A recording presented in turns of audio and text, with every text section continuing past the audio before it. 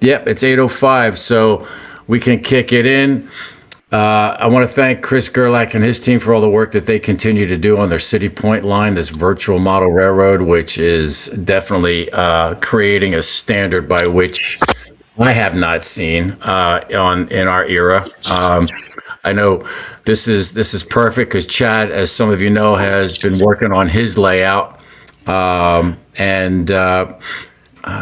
the work that Chris shared with us initially several days ago looks pretty cool. You know, the emphasis is around Petersburg, but he's got all kinds of cool stuff to show us.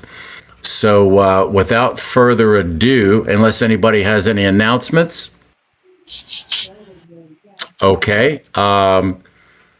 Let's see. Other than the only one I want to reference is January is going to be the Artifacts virtual meet. So if you have something cool that you would like to share with the group, figure we'll give everybody at least like 10 minutes or so. But other than that, Chris, it's such an honor to have you back, man. Thank you for taking the time and sharing what's been going.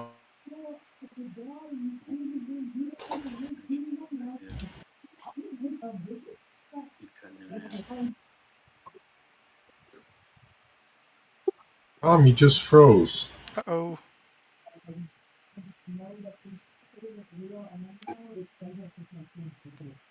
Oh, he died.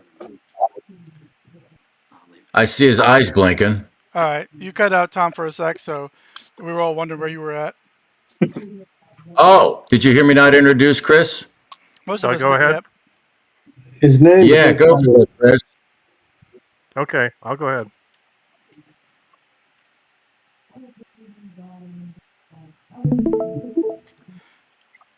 Everybody click watch stream. Everybody see it? Let me know. Does anybody have any trouble seeing this? I want to make sure you're in here. Okay, y'all ready to go. Thank you. Hot dog. Hot dog.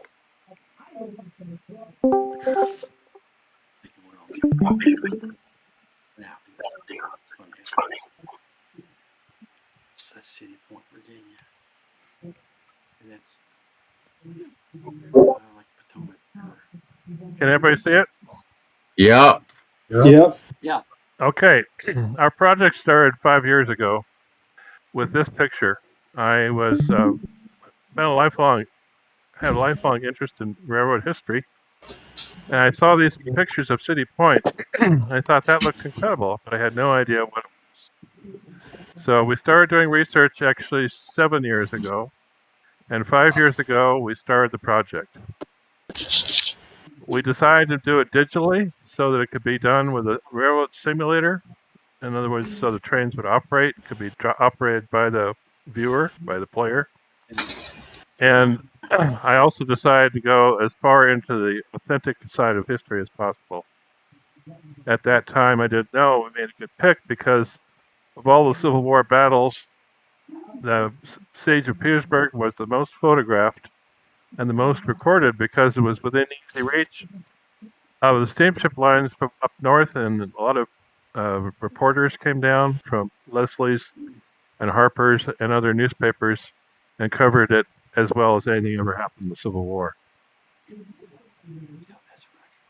This was a photograph of the installation at City Point, which was a supply yard for the Army of the Potomac. General Grant had been trying to figure out a way to get to Petersburg. He had tried a couple different ways and finally decided on City Point as a supply base, and following the path of an abandoned railway line that was built and then taken up that went all the way to Petersburg. So the Army of the Potomac landed in the fall of 1864. They eventually had 160,000 men, 70,000 mules, and 60,000 horses, all of which had to be fed. And all their supplies came through City Point. The supply situation was managed by the quartermaster of the Army. They built these large warehouse buildings right along the water, which could unload directly into the trains. A railroad was built by a then very experienced U.S. military railroad organization, started by General Halp. And they trained construction crews that did construction very quickly. They also had developed a barge system for bringing down the rolling stock and locomotives. They brought down eventually about 25 locomotives and over 250 cars of all different types. Most of them were flat cars or box cars with some variations and a few passenger cars. The the barge system worked very well. There was a transfer gate which transferred all the rolling stock right onto the rails there in City Point. So we got lucky because Mike shared two very important maps with us. This was a map of City Point done by the Army Corps of Engineers, basically Army at that time. This shows where every building in City Point was, where all the railway lines were, and we followed this map exactly. Our route was constructed using DEM data from the USGS, which is electronic elevation data. And then we have an architect who's on our team, and he plotted all the building sites, and our expert who does all the created the actual ground, the landscape, pasted these maps right onto the surface of the map. So we were able to do it exactly one for one. So we started out working on this part of the route, but this was the entire route that we built. It ran from City Point along 18 miles of railroad over here. The key to all this was the siege of Petersburg. Petersburg was the last city that had some connection to Europe and the rest of the South at the very end of the war. And the goal was to cut the railway lines into Petersburg. One here, which was the one here. This is the Norfolk. This is the Weldon. This is the south side, and this was the railway that ran up to Richmond. So they gradually built the line along this direction, and as they advanced, the armies advanced, the railroad advanced with them. So they're able to deliver supplies and soldiers directly to the battlefield and evacuate the wounded. And they reached over here finally, and when they cut this line, the Weldon line, that was basically the end of the war because they couldn't feed the army in Petersburg. General Lee retreated from Petersburg. They burned all the bridges on the river and set fire to the warehouses along the river to try and slow the Union Army down. But the Union Army by then had developed a very sophisticated pontoon bridge system. So they built a pontoon bridge right about here, and the Army was across and chasing Lee within a day. Mike shared these maps with us, and they were really, really, really, we couldn't have done it without them, and we're very, very appreciative. So this is how we started. We had the map basically laid on the landscape. We made the models and put them directly in place using the map. So that way it was exact. The modeling system, basically, I was the modeler of all the buildings. And Paul, who's our architect on the team, would do elevations of them for me. And this is how the very beginning of the route looked. The tracks have been put in. They are active. That yellow line means they're active in terms of the simulation. And this is the landscape as it's being developed. This is all the buildings we tried to make as accurate as possible. This is the interior of the engine house. Using photographs and special imaging to access the photographs we have, we're able to determine pretty much what was inside there. So this is the kind of interior we created when it was needed. We didn't have time to do interiors for all, but we did do for the engine house. Integrating figures and accurate uniforms and clothing was essential for the project. These are details of the interior. This is the interior of the car shop. Another view of the car shop, the people working, and another shot there. Wow. So this was early in the development. It says this is phase one. We had the buildings in place. We had the track laid. We were starting to figure out the overall layout. And we're starting to solve the problems of how to actually create models that would fit with the simulation because it's an older program, not as modern as some. And so we had to try and balance the graphics with what we could do. But we've actually even gone farther, and I'll share that at the very end of our talk, and we have some pretty exciting news about future possibilities. So just to recap, this is the engine house, the car shop here. These were the shops for the railroad. They pumped water right from the James River using portable steam pumps that served the water tanks right here. This right here was the fuel dock for the locomotives. These buildings here were the housing for the railroad construction crews. Initially, they were the crews they trained, and very quickly they had about 4,000 freed slaves that came and camped here and volunteered to serve. And so they were the ones that built this military railroad. So the warehouses ran all along water. The shipping that came in was both by sail ships and steamships. The sailing ships were used for bringing in ammunition because there was no fire or steam on board. It was safer. And this is again how we, started with the layout, started balancing the landscape and developing it.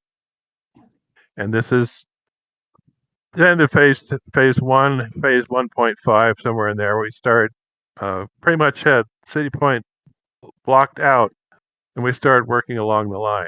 And this is an overall view of it. There was a small town there, a large manor house right here at the end called F. Max Manor, which is still there. And so there was a small resident population, some of whom left, some of whom stayed, but the Union Army took over this whole area and built all these buildings. And the officers all lived in housing right here, General Grant. And this was the post office right here. The quartermaster general's office was here, and all these warehouses had individual purposes. This was the forage wharf right here, mail service, and all these different buildings were devoted to different kinds of work. This is the only color, detailed, accurate picture we have of City Point. There was a painting done by a very skilled artist during the Civil War, and this painting was exhibited all around the country after the war. And as far as we can tell, he was incredibly accurate. The details of all the things that are shown here, the wagons, the soldiers, the locomotives on the tracks, the different car types, are all, as far as we can tell, very accurate. So we use this as our source for us. That's one of DC's favorite images, I believe. It's above my computer here. That painting is actually in Andover, Massachusetts, about 5 miles from my house, and I've Oh seen my it. goodness! Look at Yeah, you. it's a wonderful painting. It's at the Addison Gallery of Art in Phillips I've heard- Academy. Oh It is my! not on display though, but it is a fantastic painting. I've seen it. So this is one of the mortars that they used, and a siege gun right here on this flat car. Wow. So it was incredibly useful for us. And some of the box cars were wheat colored. They were painted a very pale tan.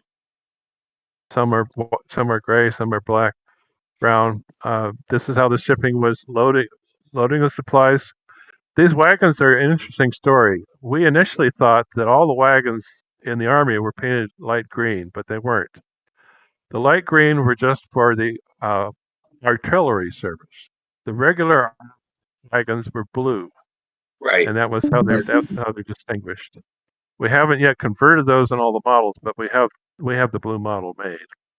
It was the first time I've seen a train in the background there. I never saw that before, the locomotive in that car. Locomotive right there. Yep. And we're not quite sure which locomotive it is. We know most of them by name, but it's very hard to tell. Yep.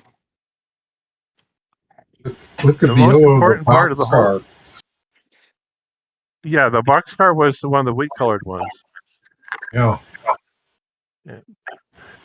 So the key of this whole project was the railway equipment.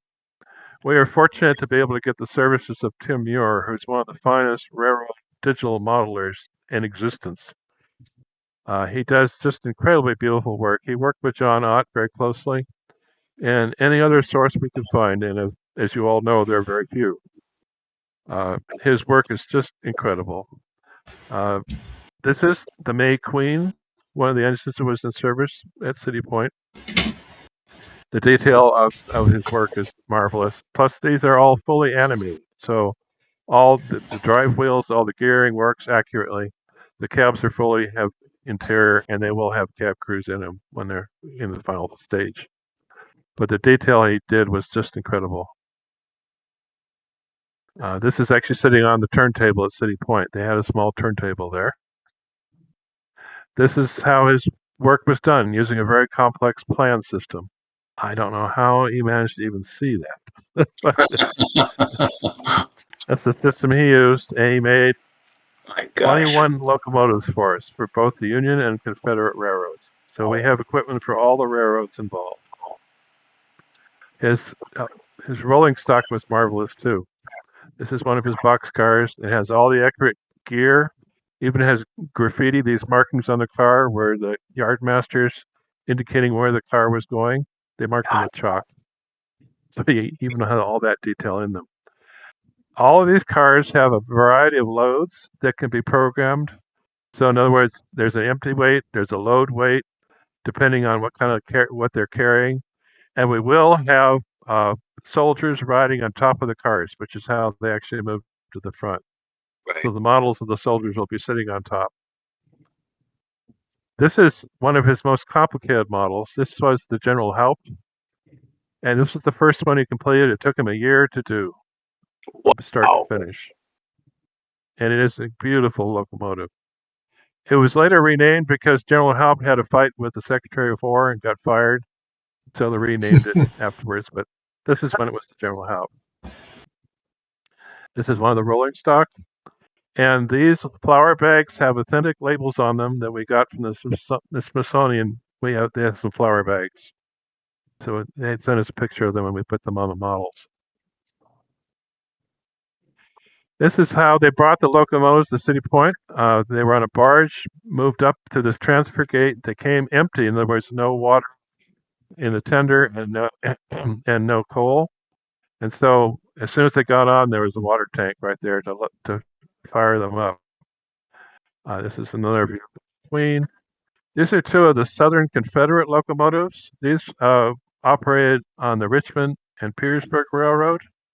Wow. Getting information on the Southern locomotives is even harder than the others. But we were able to get enough accurate information to be able to do these correctly. Wow. According to all the sources we've been able to find. So we have locomotives and rolling stock for all four of the Confederate railroads that served Petersburg. Question, Chris. Is the smokestack difference from different companies, or is one more modern than the other, like 62 or something? They depend on the maker. The makers decided. Okay. They try different things. What was your question? I noticed the back end of the boiler is a goldish color. Was that paint or is that the metal? I don't know. I'll have to ask Tim. I don't know. Fascinating.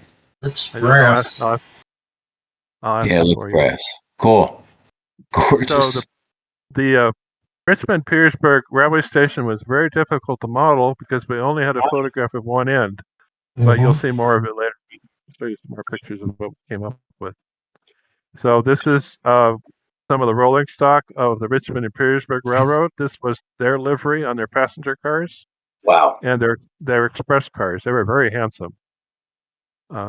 As you know, they were very proud of their equipment. They treated it like gold. So, yeah, I think Tim just did a beautiful job on these. I love them. Beautiful. Yes. Plus, the simulator has very good smoke simulation, which we're very fortunate. Actually, I developed some of the textures of those. So this is the Jefferson Davis, one of the locomotives on the Richmond and Petersburg line. And they favored red as one of the colors in their liveries, but very distinctive, very handsome locomotive.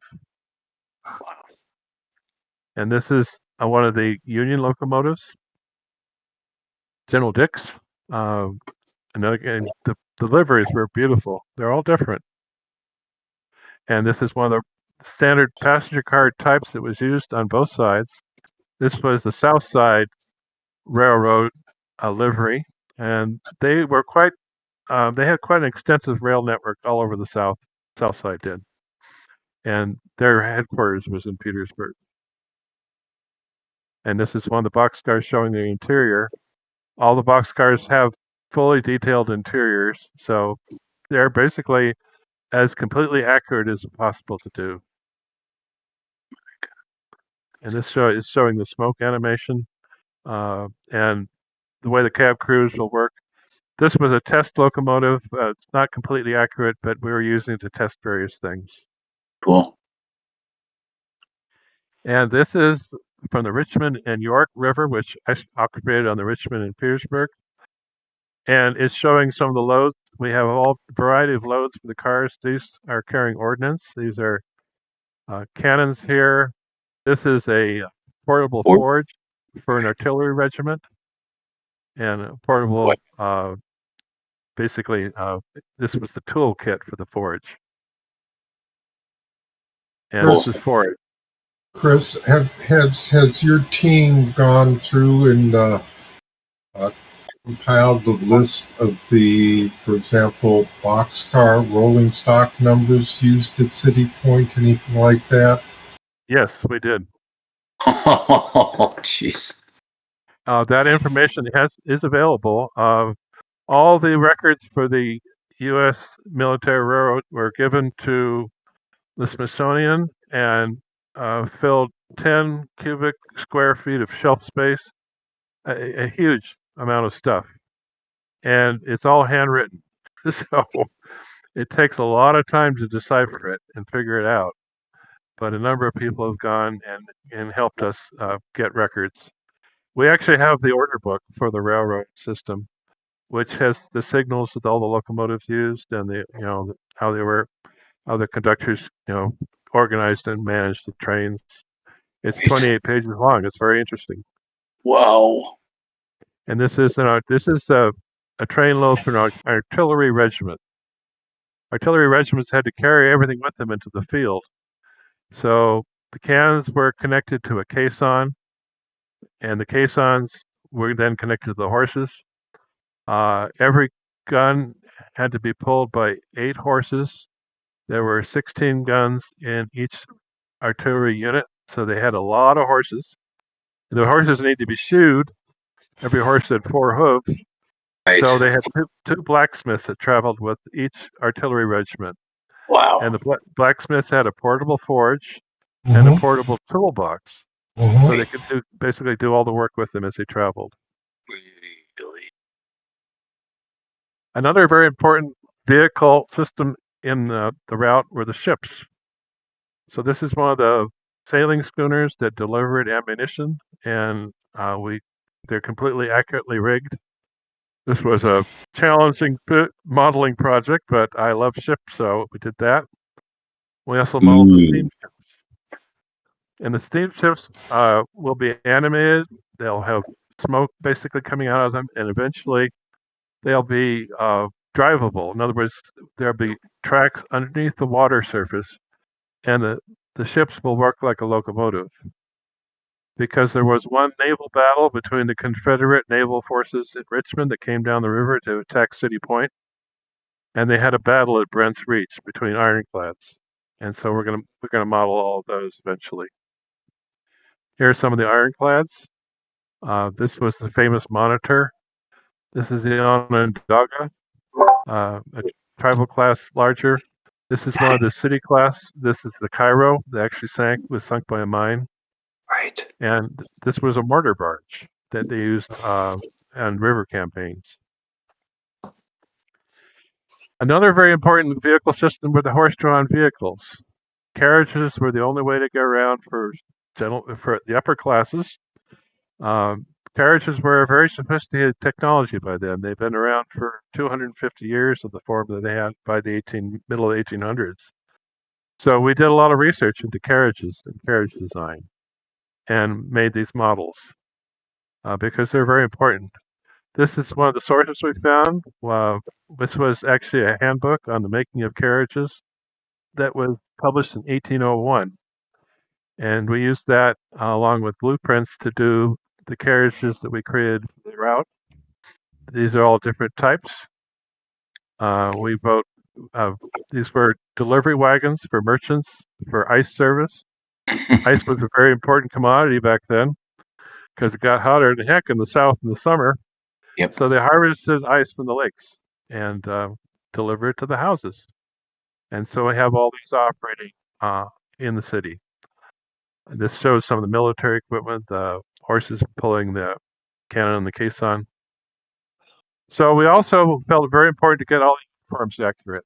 So we found photographs that showed us as much information as we could. And then we went hunting for museums that had actual equipment. And we used photographs of these are authentic, actual, original equipment, and used them for making models for our figures.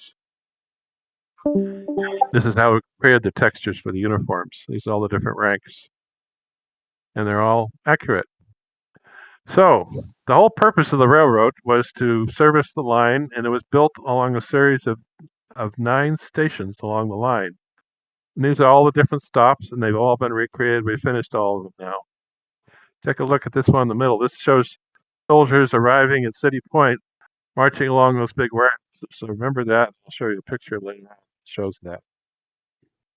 So along that military railroad, these were the delivery spots for supplies to get to the army, which was camped all along the line.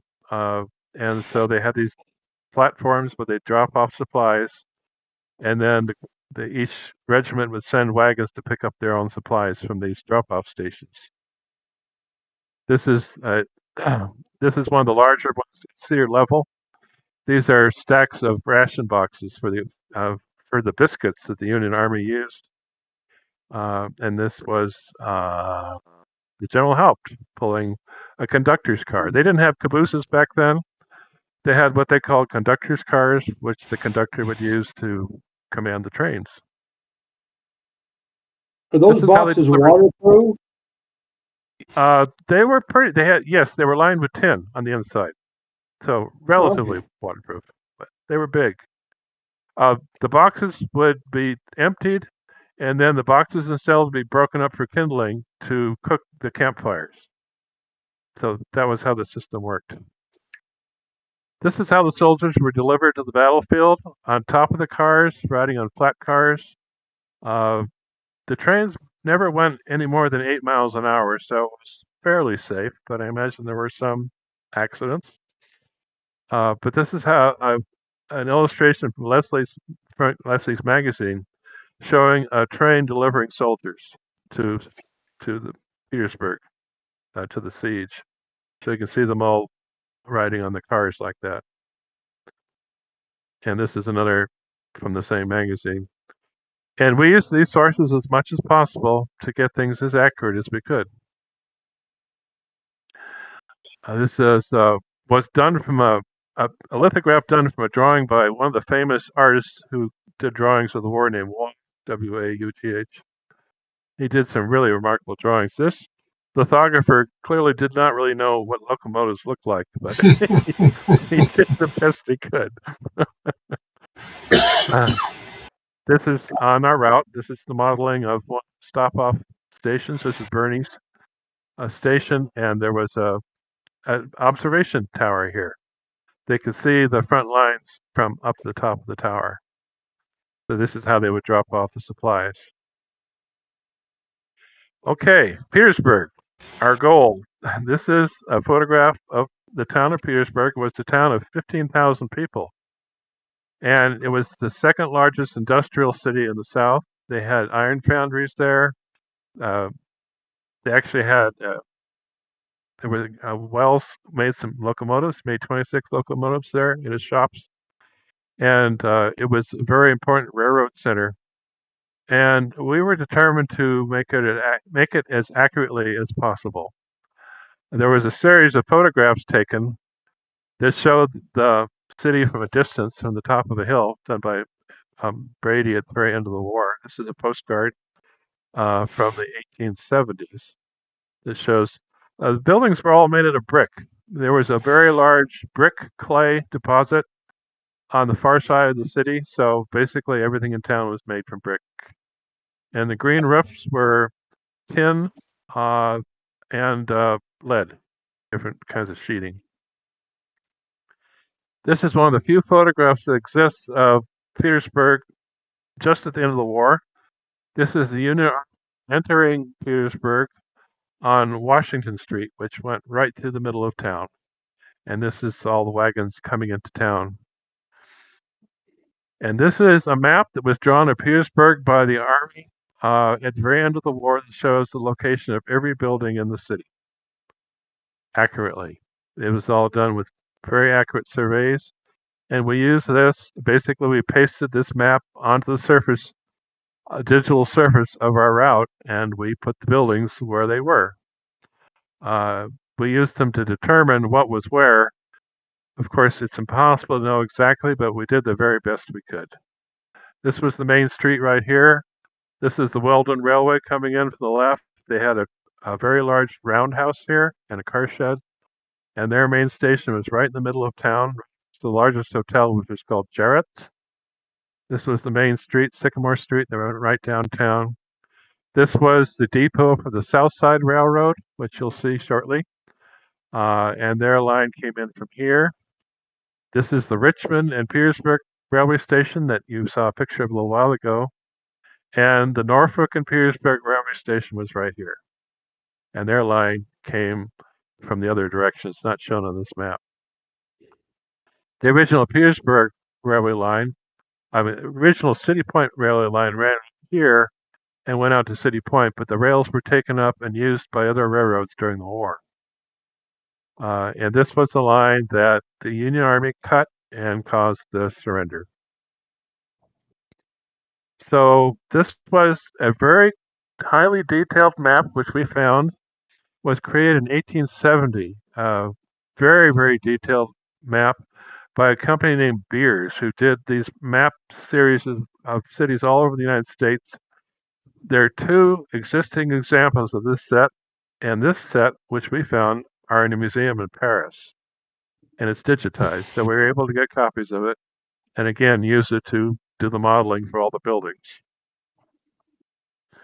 This is the overall layout of, it took us 3 years to get a copy of this map, but it shows everything connected to Petersburg and some things that were very important, which very few people know about.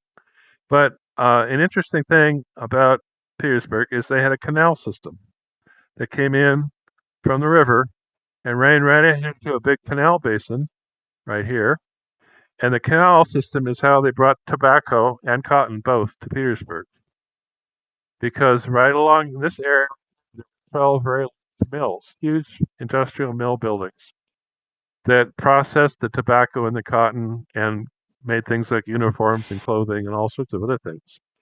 So that's how they were processed. Well, the river, the Appomattox River that came up here was deep enough for ocean-going ships to come all the way up the James River, up the Appomattox River, and up here to this was the harbor for Petersburg, and they could ship goods from Petersburg directly to Europe. So Petersburg was the largest sources from the south of tobacco that reached, and cotton, which reached Europe. And that's how the city became very wealthy and very powerful.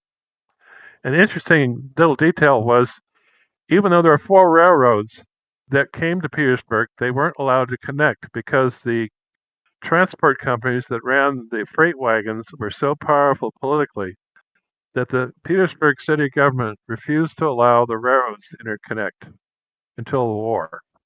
Once the war started, the Confederate government said, to heck with that, and we're going to connect all the railroads.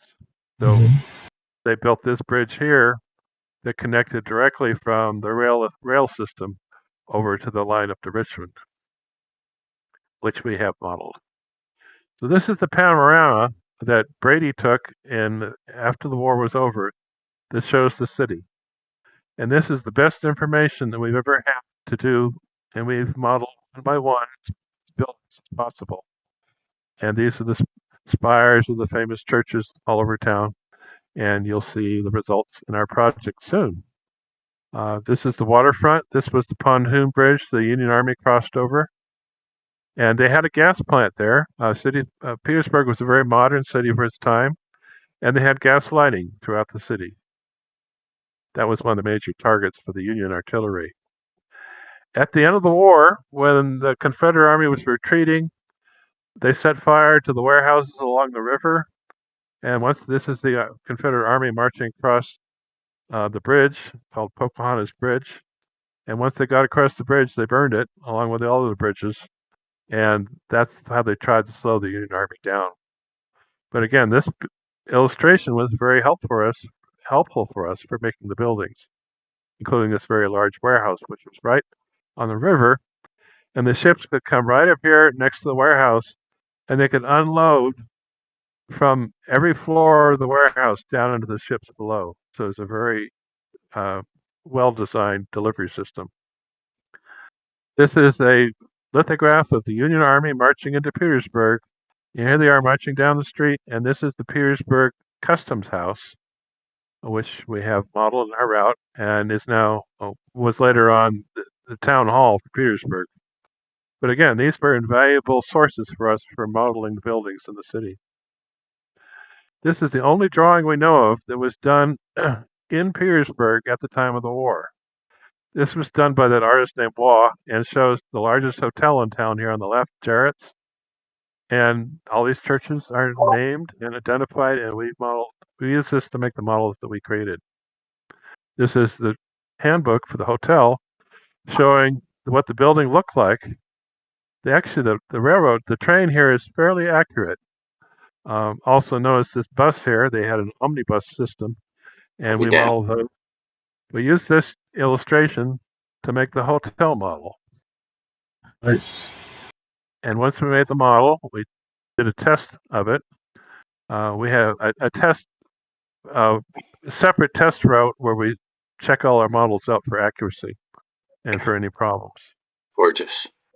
And this is how our architect does the elevations for us. This was a church he made. He's also a modeler, a very good modeler. And this is the church from that drawing, one of the churches in town. And this was the roundhouse for the south side. For the Weldon Railroad. It was the only roundhouse in Petersburg, quite a large one, and a very helpful photograph because of all the details. It's got these some of the few Confederate rolling stock photographs that are in existence. These are all examples that we were able to model. And so Paul took this photograph and made a model, and we placed it. Wow. So there it is in our route. One of my favorite photos. You'll see it in action shortly. This is one of the buildings in town that still exists from the Civil War era. So I used this one as a source and made the model. So that's how we translated whatever data we could find. This is a very famous photograph of the courthouse in Petersburg. And they didn't have the internet back then, so they put signs all over the buildings. What a cool modeling feature. That's cool. And they're the models. And here they are in place. So that's the process we used for making the buildings for Petersburg. This is the main freight depot that was on the south side railroad yard. The wagons could pull right up to the delivery doors and load up. And so another very fine modeler, Wayne Campbell, of this Canada, made a model from this photograph. This half of the building is still there. This half got blown away by a tornado in 1968. So Wayne used all this to make a model. And he's an incredible modeler. He just does just amazing work. Very detailed. This is the freight depot right here at the edge of the railway yard. And this was the very end of the war. This car shed is where the passenger trains would come in and load and unload. See that later on in our route shortly. This is the railway yard with the freight depot in place. And this was a railway line that ran across the river. The south side had engine shops on the far side of the river, very sophisticated engine shops. And this is how the railway yard was constructed. With all the track has been laid. We have authentic harp switches, which are animated. So when the trains come through, the switch goes back, the flag goes back and forth correctly. And this is the process of laying in the city. The track has been laid in the yard. The train shed's there. The depot is there. And we basically just put sections of that map flat on the ground and created the road network. And then I built the models. And there is the city being built in the background. And this is the south side machine shops. Across This the was river? across the river. These are the bridges Cool. coming across the river. Rock and This was roll. the carpenter shop. This was the engine shop. All the machinery for power, and this is where the engines were kept.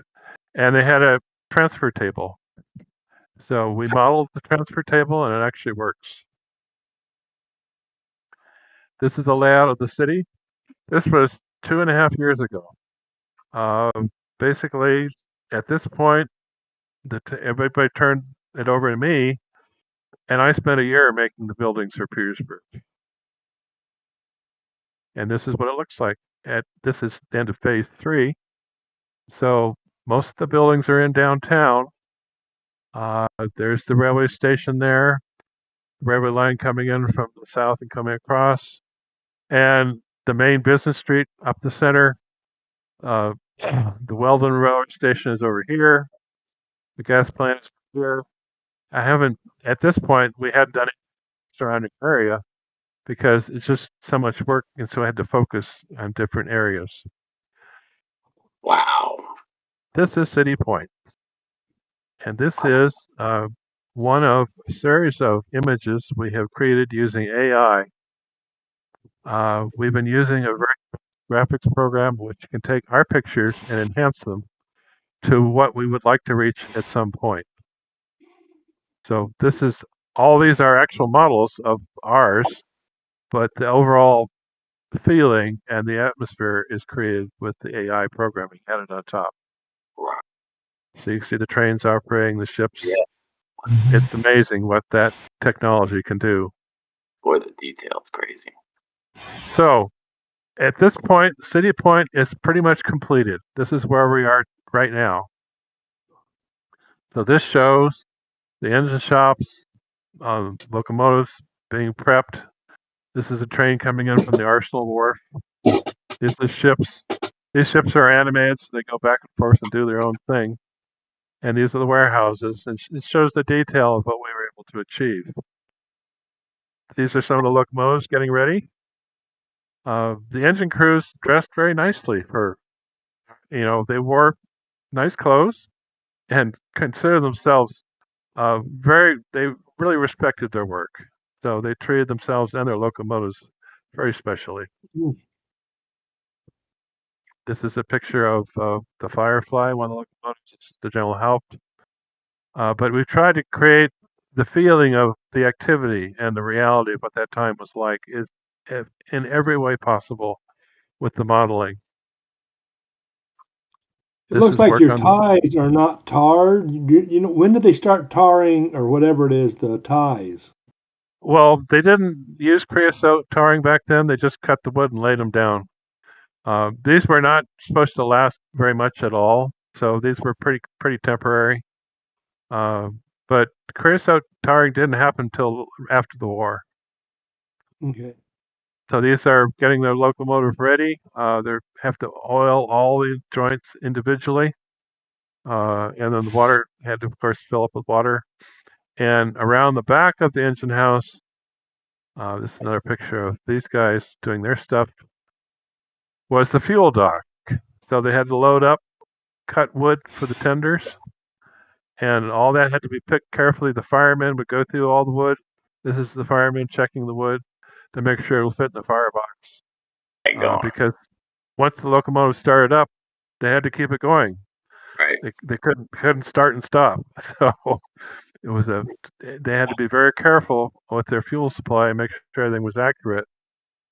So this is all modeled as accurately as possible. And this shows the kind of activity in the rail yards that was typical for City Point. It was a very busy place. Trains were coming and going, 8 trains a day, we figure, from the records we can find. Wow. Trains were between 8 and 12 cars, some of them, but Some were as many as 20 cars with double header or even a helper at the back, depending on how things were. These were the typical stock cars for carrying horses and cattle. The Army lived on hardtack biscuits and beef. So they had a cattle herd of about 6,000 head of cattle at City Point, which was constantly renewed from fresh stock being brought down, and cattle were butchered at wherever the Army particular regiment was stationed. Every regiment had their own butcher shop, and these boxcars were the typical. Many of them were built for use in the war and didn't last longer. The rolling stock was not particularly well made, but it was very highly efficient service. This shows the supplies being loaded on the dock. This is fodder for the horses and cow and mules. These are biscuit boxes, basically bringing in all the different supplies. They were loaded either right onto the railway cars or into the quartermaster wagons. And this is the forage. How the forage was carried on the special forage cars. This forage wharf was usually covered in a mountain of forage because they had to feed the horses and cows, horses, mules all the time. So this is basically, at this point now, we're at the final details. And if you remember that one picture I showed you of the soldiers marching along the warehouses, here they are. This is the first Maine regiment landing at City Point. So we've identified the regiments that served at City Point and modeled them as accurately as we could. So here are the officers in front. These are all local soldiers welcoming them. Very happy to have the reinforcements, and they have their own artillery unit that came with the regiment. And here they are, marching off to the siege line. The marching was a very technical thing. They actually practiced it very hard to do it efficiently, so they get the best speed possible. And they used drummers and fife players to help them keep in step. And they also sang songs that were designed to help with the marching process. So that's all. We model all that as much as we could. Okay, so City Point was done a little while ago, and Petersburg is now in the 80% stage, right? So this is downtown Petersburg.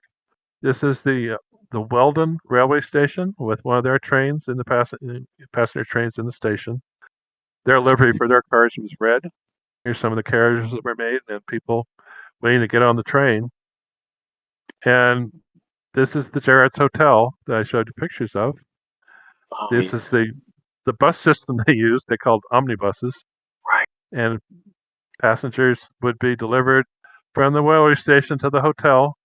And when guests would stay in a hotel, it was like staying in a house. Basically, they did everything for you. They did laundry, they made all meals. That was the way it was done back then. Hotels were called houses. So Jarrett's was considered the best house in the city.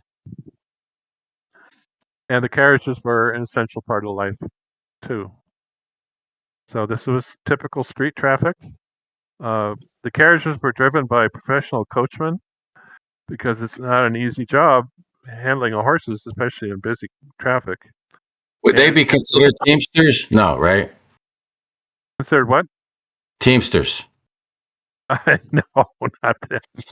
Okay. Not back then. If there were two coachmen, one was the coachman and one was the footman. So the footman helped the passengers get in and out and carried, any kind of luggage, stuff like that. So this is the freight depot that I showed you the model of. This is how the freight was delivered to the wagons directly from the trains. So this was a busy day at the freight depot. Typical traffic. Handle all different kinds of traffic. The passengers would come here through the front door and go out the other side, and then they would be loaded on the trains. Now, cover the military side a little bit here, just to give you some background on that. This is how these camps were all along the military railroad. So we've modeled them all as accurately as possible.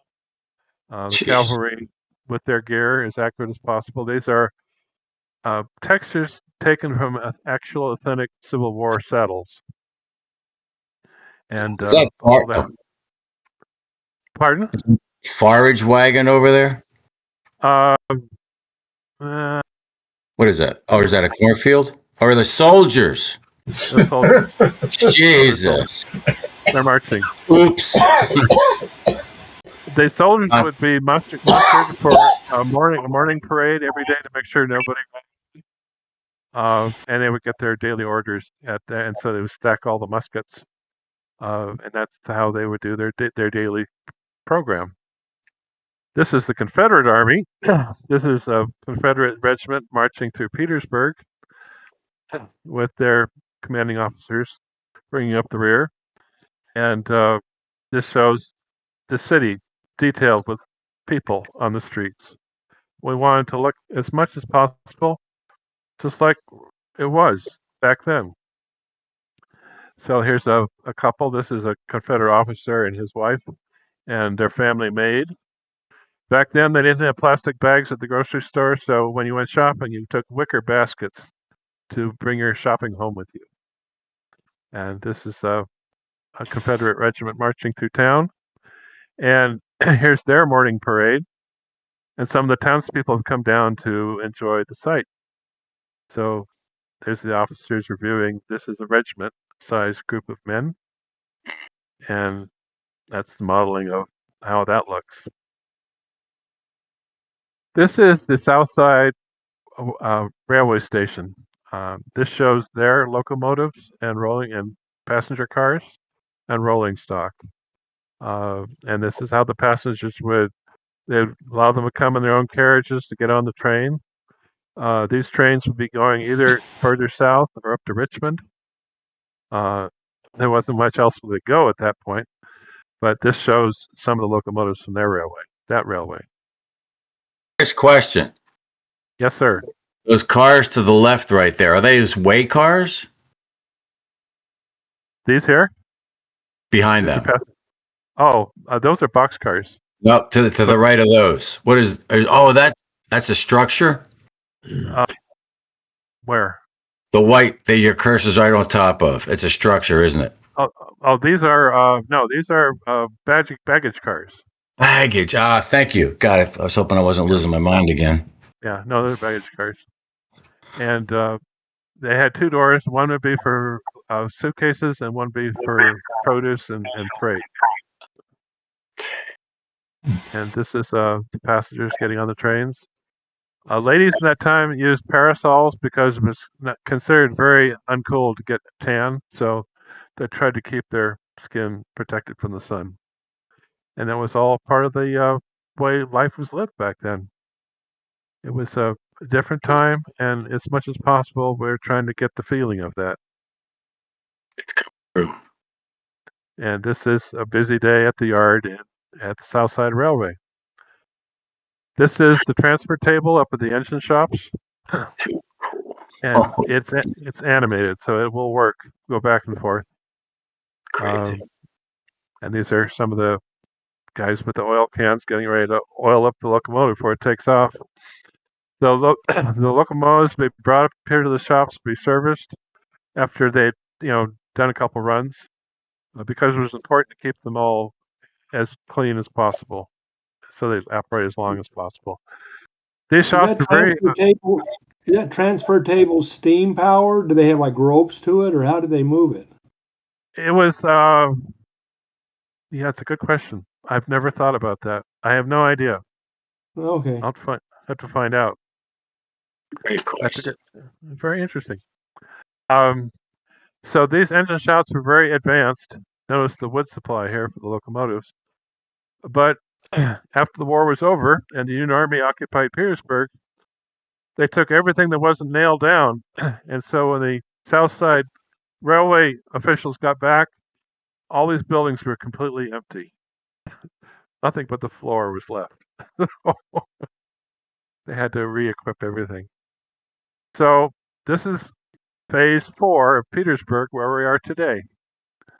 The downtown is complete. working on detailing the people and the neighborhoods I haven't detailed yet. But this whole area is pretty much complete. The railway services are all operational, and Gracious. this is the final railway station to look at. This is the Richmond and Petersburg station, which was on the north side of town. And these are people waiting for the train. This guy's reading the daily paper. And they had a double platform, so they could run 2 trains through.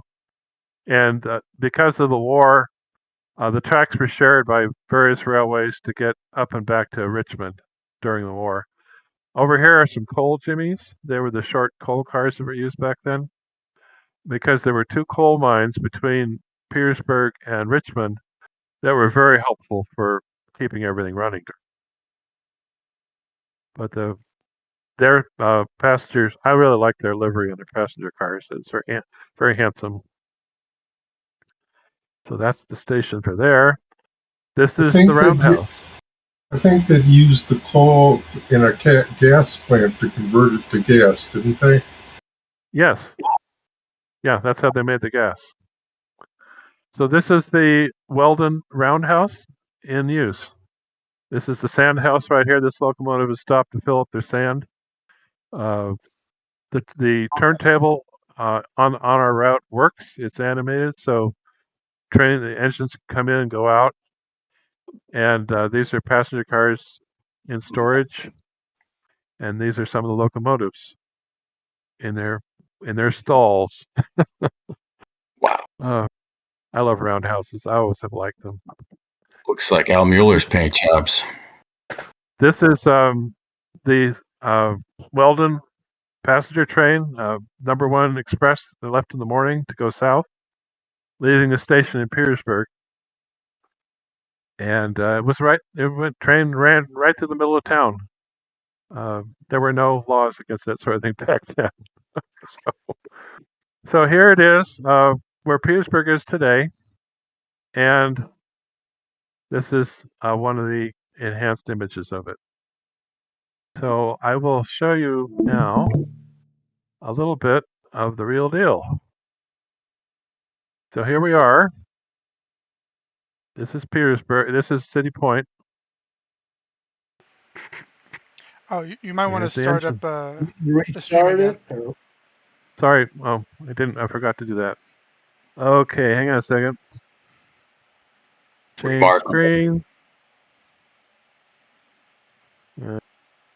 Second. And up. And One of those things, if I only knew today, then what I know now, from a modeling perspective. So I remember going down and visiting LeBron in like 99 or 2000 to do research. And you guys, go ahead, keep going. It's great. okay.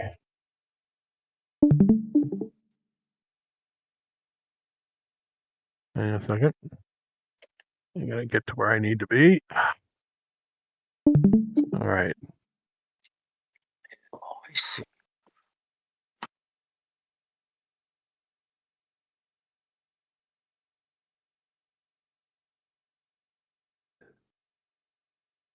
Can you see this? Yes. Okay. Just want to make sure you could.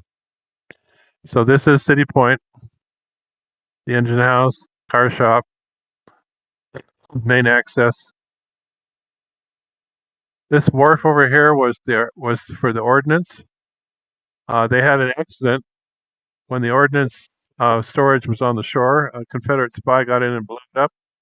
Right. And so they built this wharf and put all the gunpowder and the ammunition out at the end of the wharf. This is the coal dock where the ships would come to coal up. Wow. These are all the ships of different types. These are the barges that brought in the cars and locomotives and a tugboat. Right. They would bring them right here to this transfer gate. Yeah. And bring them right up back into the railway system. This is what the barges looked like without the cars on them. The rails ran sideways. Right.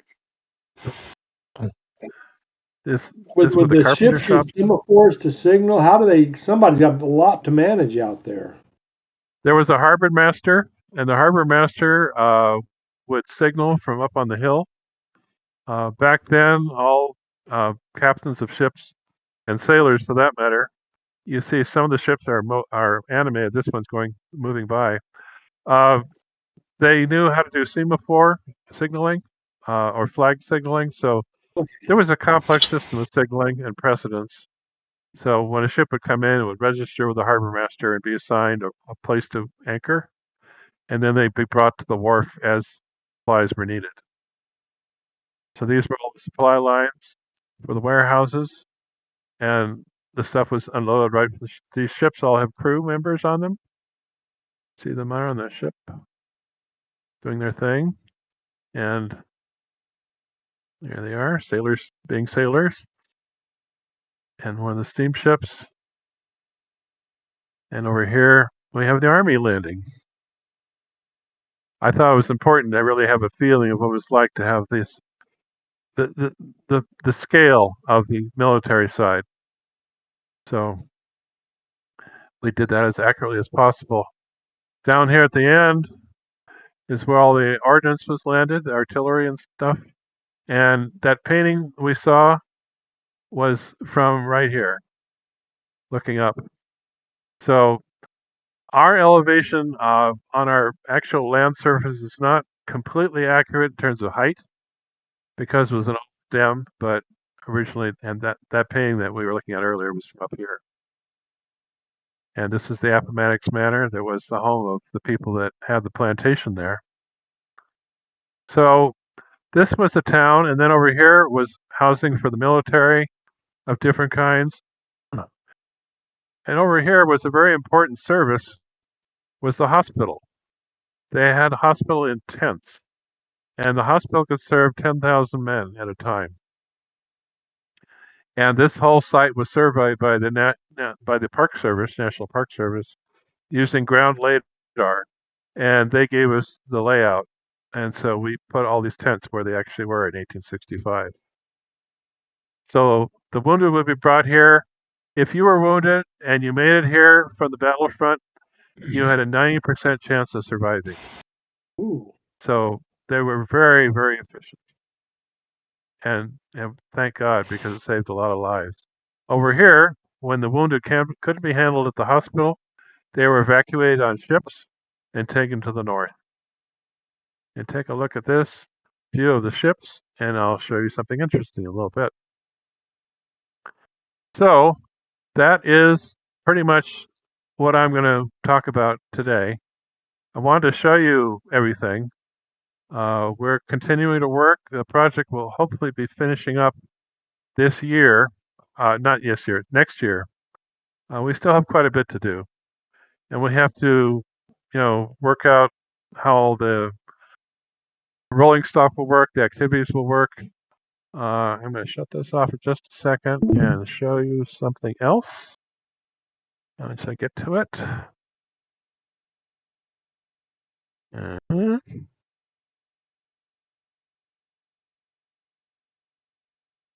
A second.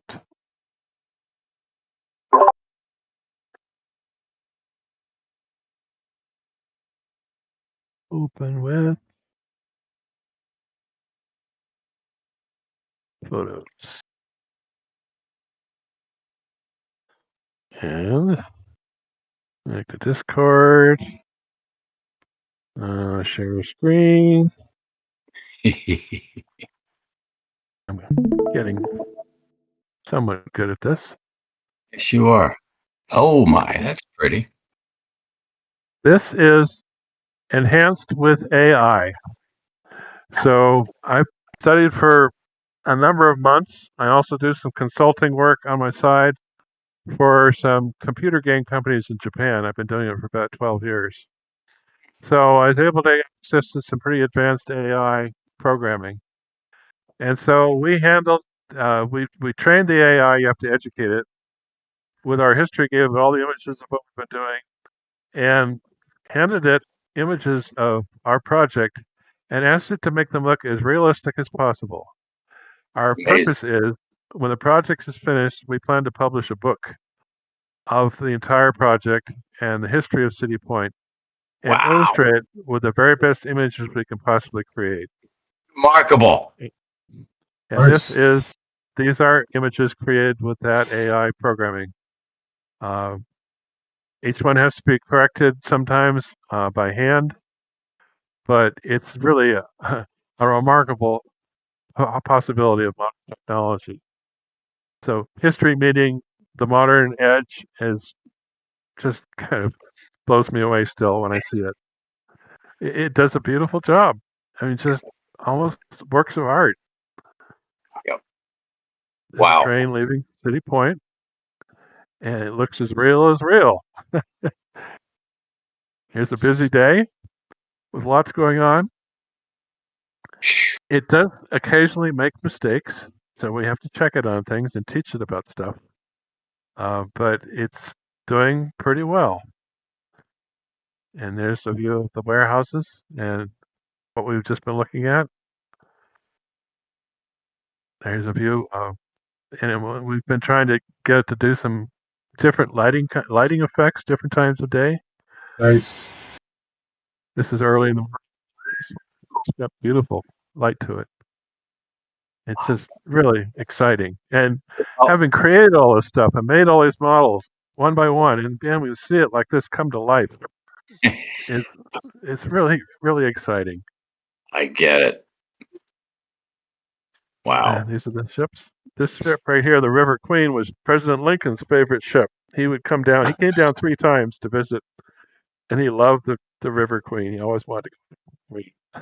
So his version of Air Force One, I guess. And this is the ships early in the morning, and again the lighting and the color is just beautiful.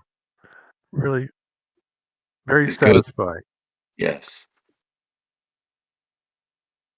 These were troop transports, probably, right? These ships would have brought down, yes, troops and officers, supplies sometimes, mail. They were coming and going all the time. They had 100 ships a day coming to City Point when it was busy. Busy yardmaster. Yes. And these are some of the sailing ships. Love it. Beautiful, beautiful schooners, 3-masted schooners. And that's guys working on the dock. Those side wheel paddle, the side paddle wheel, those are just river boats. They could go in the ocean too. They went up, could go up the coast. Yeah, they're pretty seaworthy. This is one of the on the Onondaga. Oh, right. Yeah. And you'll notice right here, the sailors have their laundry hanging up. Nice touch. I had fun making these. I love ships. And there is the City Point, the hospital ships. I couldn't believe what it did with this image. It's just incredible. You can almost see the water moving. Just how realistic. Yeah. So it's a whole new horizon for us.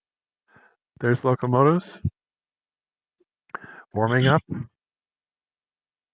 and the loading docks later in the day, and that image that I showed you. And that, there's a couple of Petersburg. I haven't had time to do a lot of the Petersburg images, but it really enhances them too.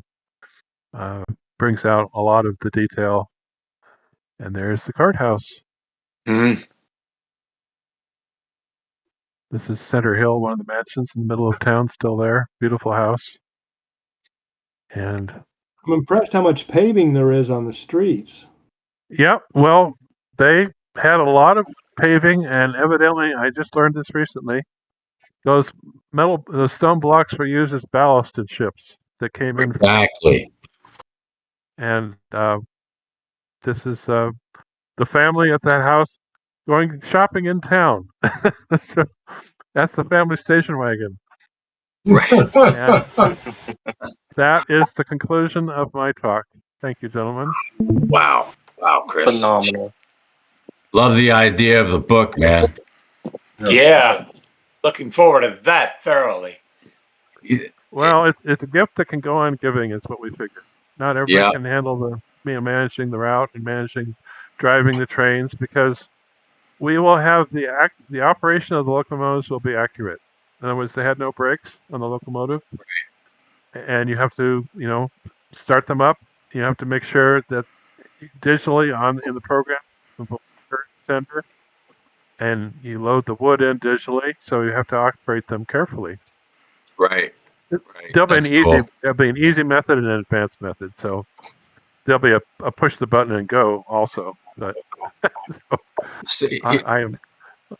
So I, that's our I, story.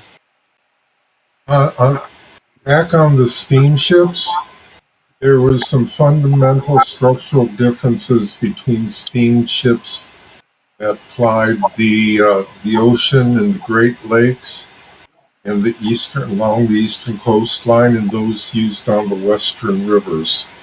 That's true. And you guys have accurately depicted, of course, the ones that were used at City Point, but they weren't capable of going on the ocean because of their design. Well, they could go up the inland channel, up Chesapeake Bay, and up to they wouldn't go out in the Atlantic. They weren't designed for that. Their keels were different compared to the Western Waters, which was a flatter. Anyways, you guys did it right. And another thing is the pilot houses were different. For some reason, nobody knows why. Pilot houses on the West Coast are round, curved in the front. And on the East Coast, they're flat. Nobody knows why. So thank you for letting me share, gentlemen. So as far as releasing this, Chris, when you're ready for that, is this something that you're looking to put over on trainsim.com or Elvas, or do you have another distribution method in mind? We'll probably set up a website to distribute it from. It's a pretty advanced thing. It's not like a playtime game, but we do intend it for teaching history. So we are donating copies to the National Park Service. They've actually been working with us. To the Smithsonian, to any museum or historical association who would like one, because there's never been a record like this made of this history. There's been a project called the Petersburg Project. It was started a number of years ago by a group of National Park staff. It's online. You go search for it. They have wonderful resources, but they've kind of lost steam, so they're kind of fading away. And we wanted to keep the history available as much as possible. So the research. Go ahead. I was going to say the research is astounding. I mean, you guys, one of the things I'm always fascinated by when people are as like almost obsessive as you guys are, which you fit at least in my community. The motivation, and we don't have to get into this now, but I thought it would be interesting if we could have your crew on one evening and they could share, what their history is, what their connection is to all this, such that they put in such time and create such remarkable models. Well, that would be kind of fun, interesting, and certainly ask them. They're all over the place. One of the guys is in Canada, two of them are in Oregon, one's in Chicago. I'll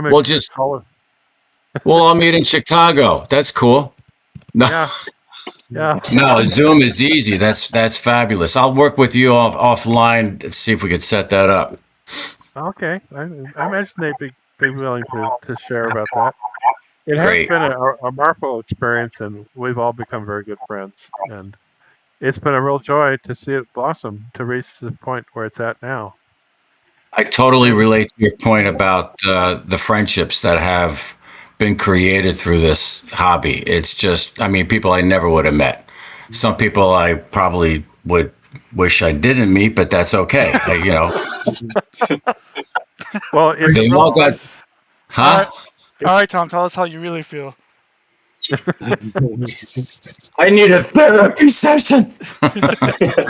It's a real pleasure to share it with you guys because you know what you're looking at. You know the history, and it's really a luxury to have that opportunity. So Thank you, for letting Chris. One thing I found interesting. Hey, Chris, do you have any idea how many hours your team has put into this? Because I just can't fathom the amount of effort that's gone into that. I don't know how we would figure that out because I've spent a good portion of 4 years. Tim put hundreds of hours in each of the locomotives. Steve, who laid the track is very difficult to do. Even though it looks simple, it's very complicated with this old program. And he did the landscape, did the ground textures. He figured out the mapping to map, just to get the maps in the right place to give us that foundation. And then Paul, who's the architect and did the elevations of all the buildings. I mean, he's a senior architect for a big firm in Chicago. And we just all did this because we wanted to. We wanted to share it. And so Sounds like you got thousands of hours in this. Yeah. 10,000 hours, maybe. Oh, just 10,000. Oh, okay. Like that. Yeah, I can't imagine. Just One the interesting thing I details. liked is on your passenger station, I noticed you had a big gap between where the platform was and then where the train cars were. And Yeah. I've heard that every line had their own rules with how they do it. And it wasn't until the Lincoln funeral train that the federal government said, okay, everybody, this is the height you use. Then it got standardized. So Exactly. before it was standardized, if you had different rails using the same station, how do you work that? Because they're going to be different. It was very complicated. And it was hell to figure out those stations too, because there's almost no images. We actually were able to find maps to some very generous people who've shared unpublished maps of the rail system in Petersburg. We found, for instance, a guidebook which was published during the war in Petersburg about the city that told incredible stories about all this stuff. Isaiah Wells, who built some of the locomotives in town, he was making standard gauge locomotives. Well, the railway line was unusual gauge, southern gauge. So to get his locomotives from the factory to the rail line, they had to lay temporary tracks to the middle of town. So they had to do some amazing things to make it all work. And when the stolen stock came from up north, that was brought down, some of it ended up in Petersburg and was used on some of those railroads there. Just the research alone to figure out the rolling stock. We didn't want to make any rolling stock that didn't have a historic, accurate source. So for some of the railroads, like for the Norfolk and Petersburg,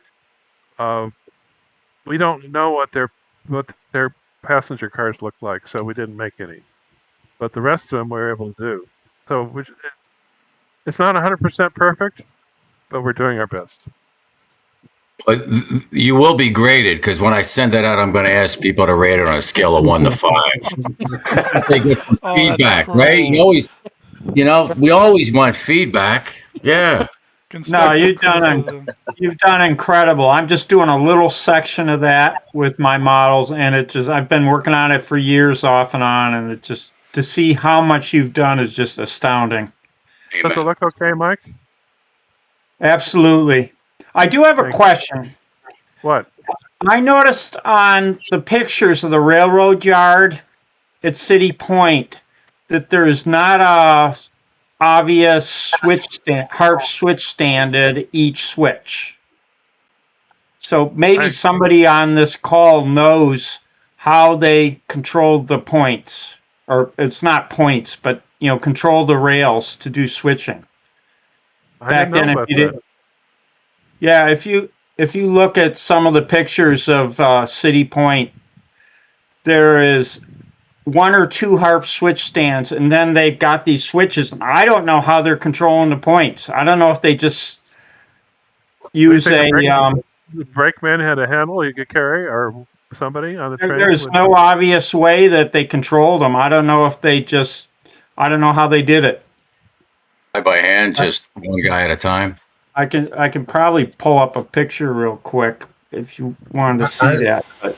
Sure. I don't know about City Point specifically, but some lines, there was like, if you can imagine a harp switch stand without the harp part, Just the bar.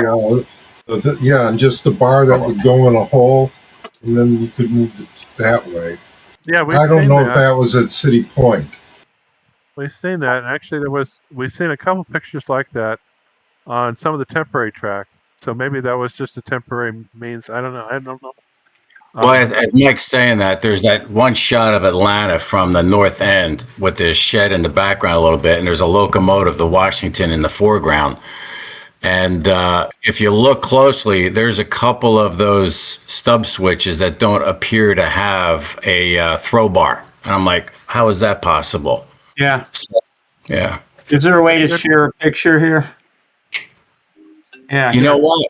I do recall. Wait a minute. I was talking. It might have been Rhett Tyler when DC said what he said about they'd have a pry bar and they stick it in. It might have been Rhett or somebody else that said what they probably did is they had something set up in the switch that all you needed to do was take a throw bar and put it in and then move it. I think that's Mike. There's a button you push at the bottom of the screen to share. Bottom left. Bottom left. My screen. Oh, wait a minute. I gotta change something in privacy. It says share Also, screen. Mike, there is a period picture of it looks like it's at a station somewhere, approximately 4 to 6 switch stands leaning up against each other in one of the poles, as if they were brought along by a brakeman or something to that effect, or somebody in the locomotive section, by which they can put that out there, put the switch stand, or put the switch out there, and then throw the stub. Yeah, there is a picture of the railroad station at City Point that shows some switch stands sitting on the front step of them, a bunch of them. Yeah, probably the same picture I'm thinking. Yeah, actually that's the railroad station at City Point, or the railroad headquarters building. And that's the one building we couldn't fit in because of the way the tracks were laid. We had to put it to the side. It's not where it should have been. So that's the one building that wasn't in the right place. Hey, Chris. Oh, sorry. Yeah. If I could figure out how to share this, I would share this picture, but there's no obvious way that they're controlling the points. It's really weird. Mike, if you'd email to me, I'd appreciate it. Yeah, I will. Thanks. I'd like to see it. Chris, do you ever see Brian Kammer's film, The Other Great Locomotive Chase? No. I got to send you a copy because he was a modeler and a.